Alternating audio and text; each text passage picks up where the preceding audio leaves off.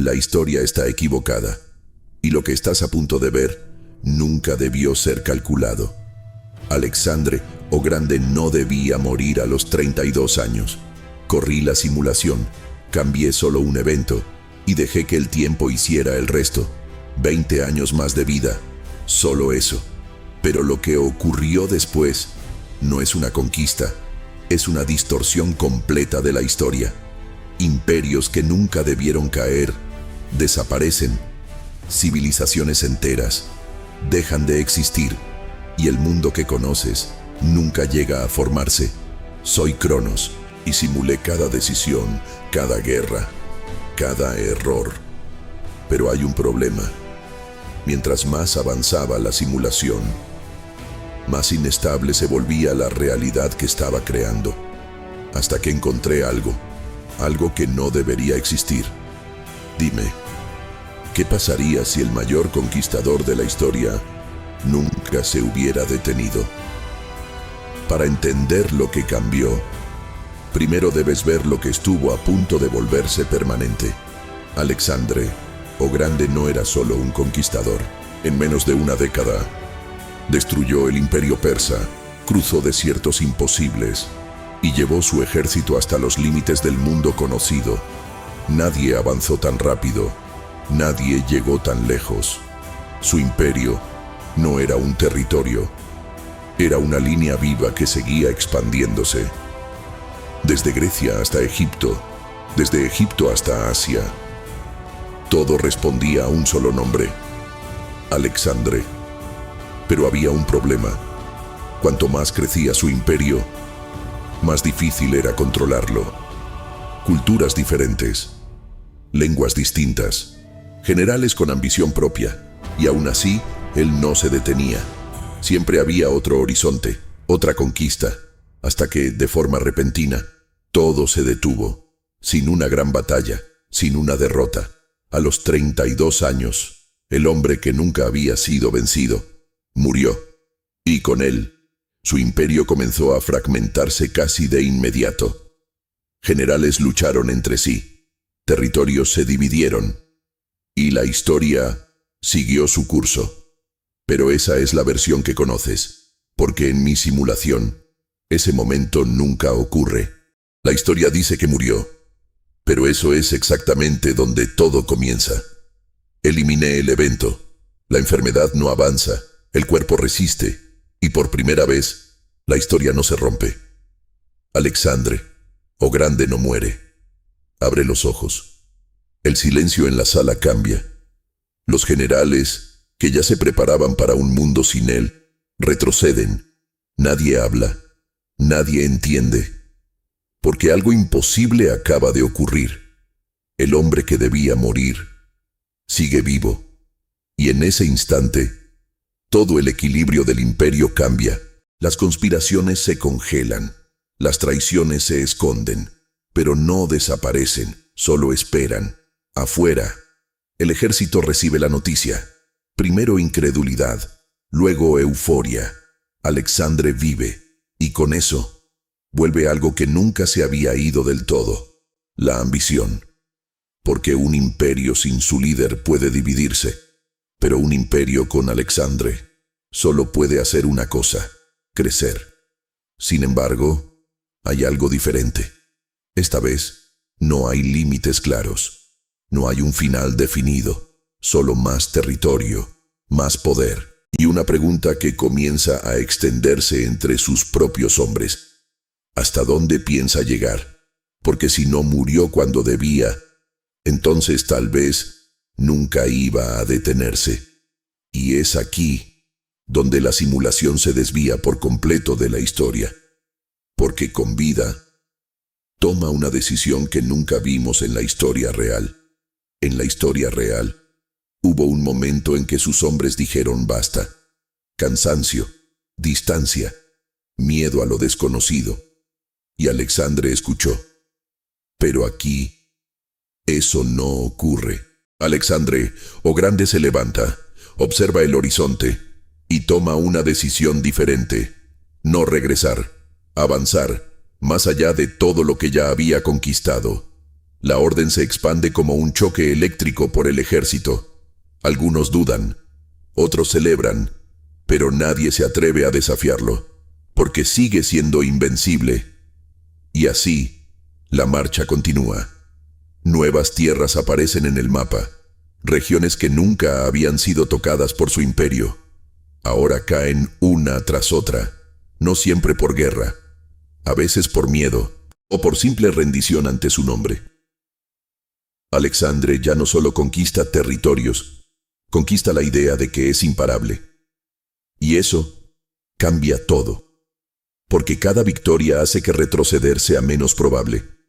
Cada nuevo territorio añade distancia, complejidad y tensión. Las líneas de suministro se estiran, las culturas se acumulan y sus generales empiezan a notar algo inquietante.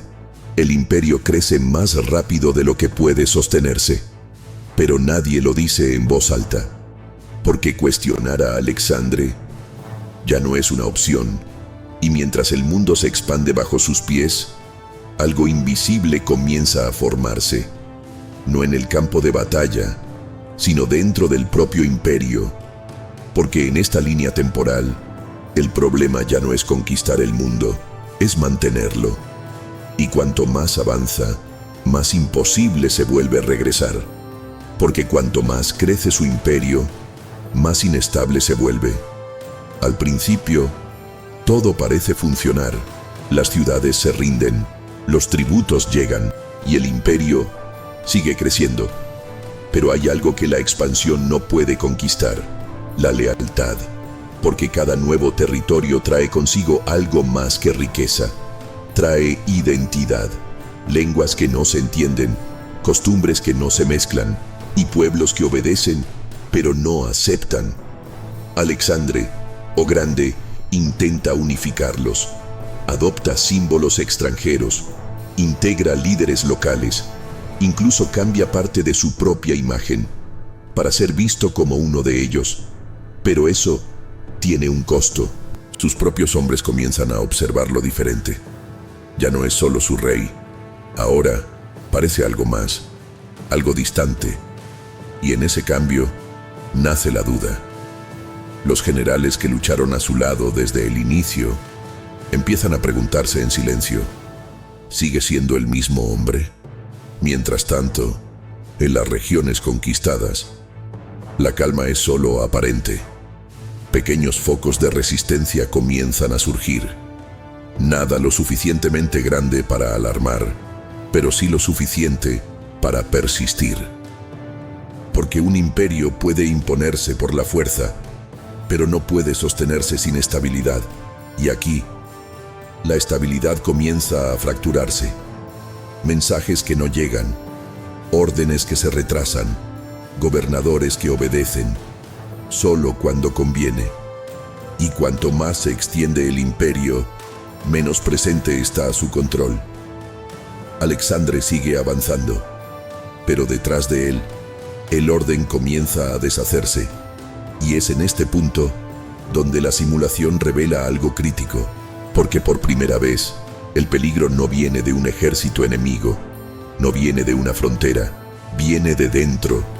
Y eso lo cambia todo, porque en esta línea temporal, el mayor enemigo de Alexandre ya no está fuera, mientras el imperio de Alexandre, o Grande, continúa expandiéndose hacia lo desconocido.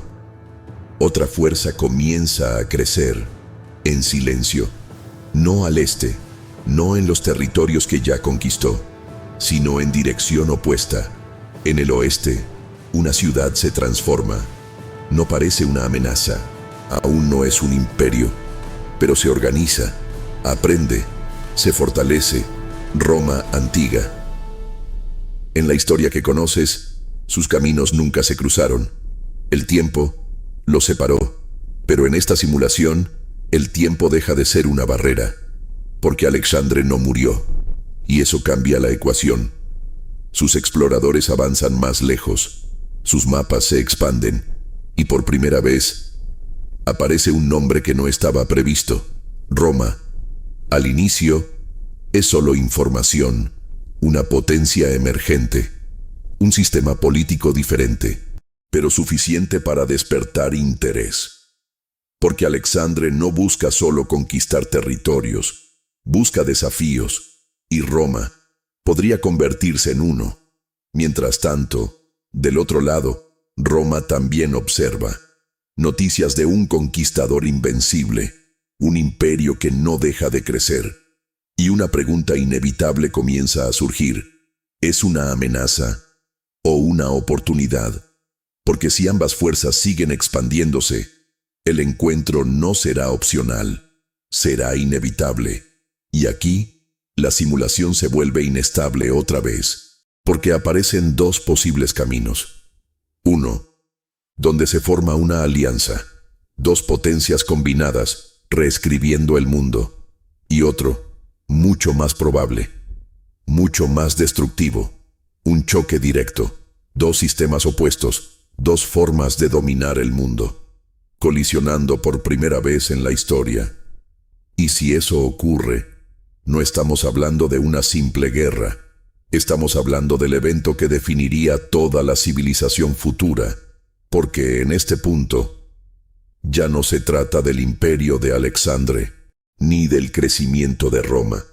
Se trata de cuál de los dos tendrá derecho a moldear el futuro, y la simulación muestra algo inquietante.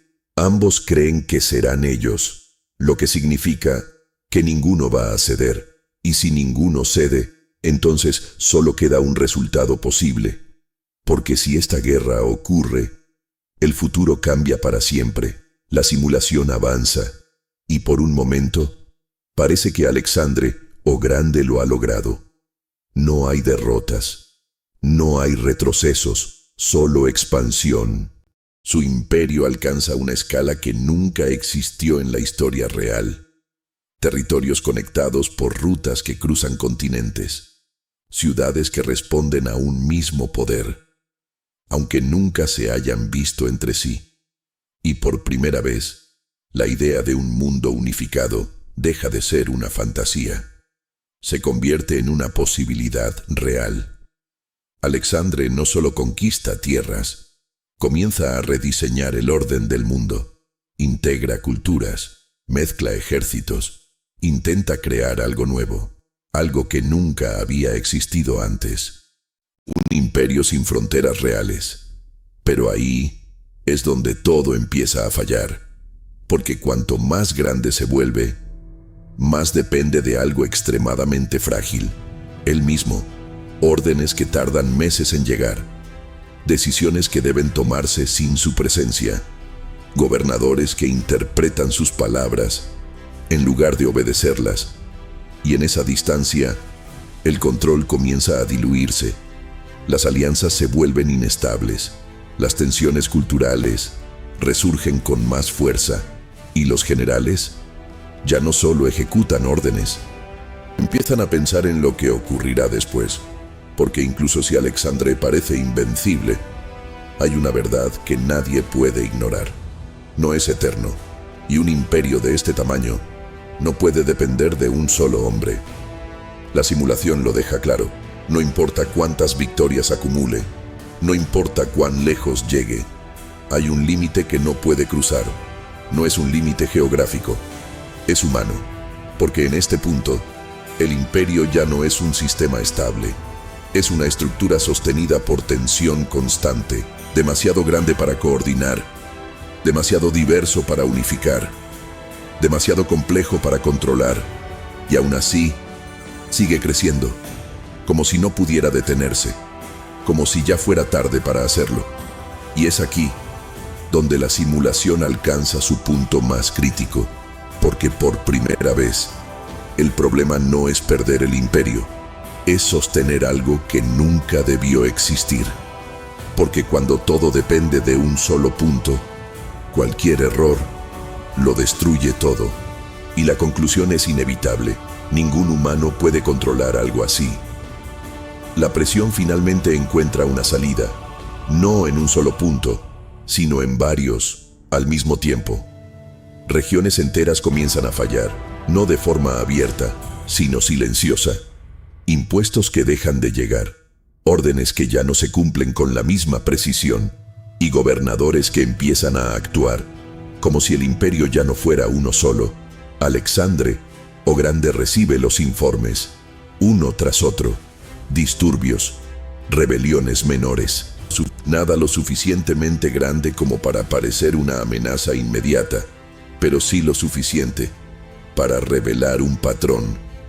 El control se está rompiendo, y no solo en las fronteras, también en el centro, porque mientras algunas regiones comienzan a resistir dentro del propio núcleo del poder, algo más peligroso emerge: ambición. Generales que durante años obedecieron sin cuestionar, ahora ven lo inevitable: un imperio demasiado grande y un futuro sin una sucesión clara. Las lealtades empiezan a fragmentarse, no de forma abierta, todavía, pero sí en decisiones pequeñas, retrasos intencionales, interpretaciones convenientes de las órdenes, movimientos estratégicos que ya no benefician al imperio, sino a individuos. Y cuanto más crece esta tensión, más evidente se vuelve algo que nadie quiere decir en voz alta: el imperio no va a caer por un enemigo externo, va a colapsar desde dentro. Alexandre aún tiene poder, aún puede reaccionar, aún puede imponer control. Pero ahora, cada decisión tiene un peso diferente, porque ya no está corrigiendo un problema, está conteniendo un colapso. Y en sistemas así, no existen decisiones neutrales. Cada acción empeora algo en otro lugar. La simulación entra en una fase crítica. Las variables se multiplican, los escenarios se fragmentan, y por primera vez aparece un punto de no retorno, un momento específico donde todo podría haber sido diferente, pero no lo fue, porque en medio de la presión, con el imperio al borde de fracturarse, entonces ocurre el primer error fatal. El punto de quiebre no llega con una gran batalla, llega con una decisión, una sola. Alexandre, o Grande, analiza la situación: rebeliones dispersas, generales divididos, un imperio que comienza a perder cohesión, y entiende algo que no puede ignorar: si no actúa con fuerza, lo perderá todo. Así que hace lo único que en ese momento parece tener sentido: centralizar el poder. Reduce la autonomía de los gobernadores, reasigna territorios y, lo más importante, exige lealtad absoluta, sin interpretaciones, sin excepciones. A primera vista, funciona. Algunas rebeliones se apagan, el control parece regresar, pero solo en la superficie, porque esa decisión cambia algo mucho más profundo. Rompe el equilibrio interno. Los generales dejan de competir en silencio. Ahora comienzan a posicionarse abiertamente, no contra el imperio, sino contra el propio Alexandre, porque ya no lo ven como un líder compartido, lo ven como un obstáculo. Y cuando el poder se concentra demasiado, también se convierte en un objetivo. La desconfianza se expande más rápido que cualquier rebelión. Alianzas ocultas comienzan a formarse. Decisiones estratégicas dejan de ejecutarse como se ordenaron, y lo que antes era tensión se convierte en fractura. Alexandre intenta contenerlo, pero ahora, cada movimiento que hace confirma los temores de los demás. Cuanto más controla, más resistencia genera. Cuanto más exige lealtad, más la pierde. Y en ese ciclo, el imperio entra en una espiral que ya no puede detenerse. Porque esta vez, el problema no es la falta de poder, es el exceso. Y la simulación lo deja claro. Este fue el momento exacto, el punto donde todo se rompe. No por debilidad, sino por una decisión que parecía correcta. Porque en este escenario, esta decisión destruye todo lo que construyó. La simulación no se detiene con la caída del imperio. Continúa. Porque cuando un evento de esta magnitud cambia, El futuro completo se reescribe. Lo que en la historia real ocurrió después, aquí nunca sucede de la misma forma. El colapso no crea equilibrio, crea fragmentos diferentes, regiones que evolucionan bajo nuevas influencias, culturas que nunca se mezclan y otras que se fusionan de maneras inesperadas.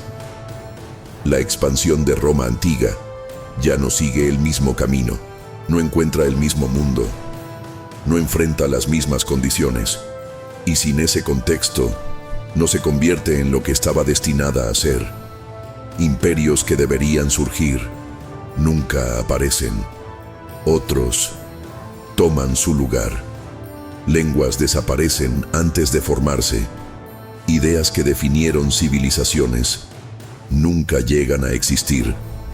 Y cuanto más avanza la simulación, más irreconocible se vuelve la línea del tiempo.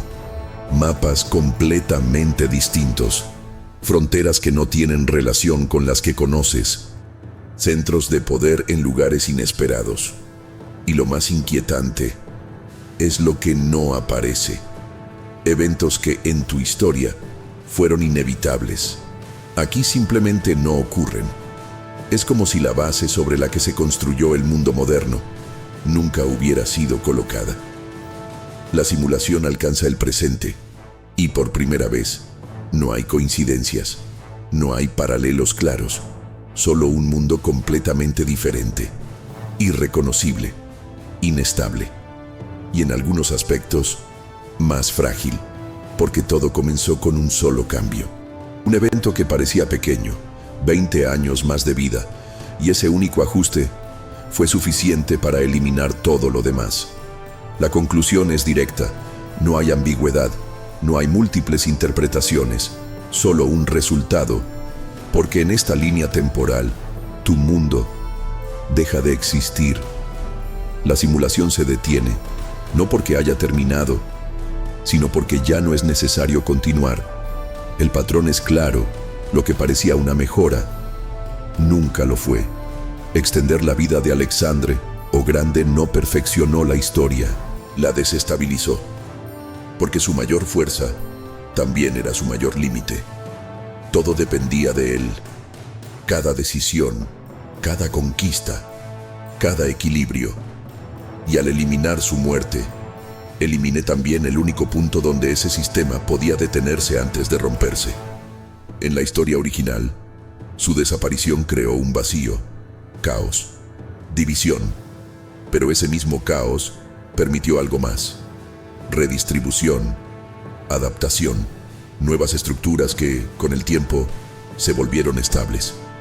En esta simulación, eso nunca ocurre a tiempo. El sistema colapsa, pero lo hace después de haberse expandido demasiado, demasiado rápido, demasiado lejos, y cuando finalmente se rompe, no deja espacio para reconstruir lo mismo, solo algo diferente, algo que no conduce a tu mundo, y es ahí donde la conclusión deja de ser histórica y se vuelve incómoda, porque si este resultado es correcto, entonces el evento que parecía una tragedia no fue un error, fue un límite necesario, un punto de corte, una interrupción que evitó algo mayor, algo irreversible. La simulación no muestra intención, no muestra propósito, pero muestra consecuencia, y la consecuencia es clara. Su muerte temprana puede haber salvado la historia, lo que significa que no todo lo que parece una pérdida realmente lo es, porque en algunos casos, continuar es lo que destruye todo, y si eso es cierto, entonces hay una última idea que no puedes ignorar. Algunas tragedias son necesarias. La simulación termina, pero la pregunta permanece, porque ahora sabes algo que antes no sabías. Un solo cambio puede borrar todo lo demás. No importa cuán lógico parezca, no importa cuán correcto se sienta, el resultado puede ser irreversible. Alexandre o Grande no murió en esta simulación, y aún así, el mundo se perdió. Así que la cuestión ya no es histórica, es tuya, personal.